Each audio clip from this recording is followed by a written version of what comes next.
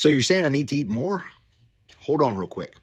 Yesterday, I put the formula up for TDEE, which is your total daily energy expenditure.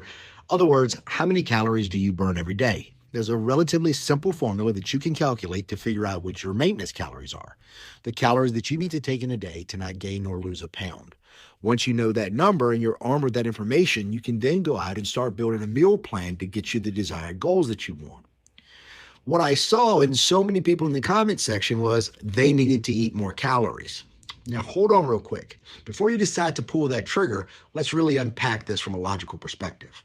By 2030, over 50% of this country will be obese. Clearly, Americans do not have a problem eating enough food.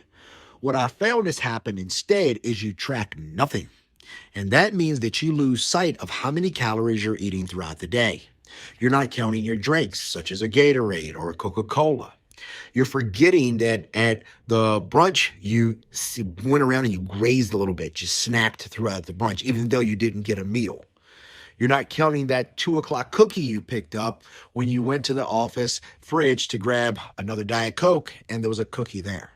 All of these things are adding up and they're overloading your energy expenditure, meaning you're walking around in a surplus.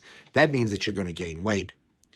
The truth is that most people actually, from what they believe, need to eat more calories. Meaning, we have women coming to the gym saying they need to eat 1,200 calories to lose weight. When the truth is, that's not even covering their basic functions for life.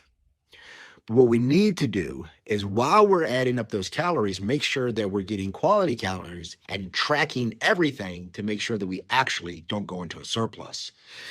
There's an old saying, I'm either going to take time to do it right, or I'm going to take time to do it again. And so many Americans are continuing to yo-yo because they don't take time to do it right in the first place. You need to spend at least a month tracking everything that you put in your mouth so that you can actually say, beyond the shadow of a doubt, I know what my plate and my diet looks like.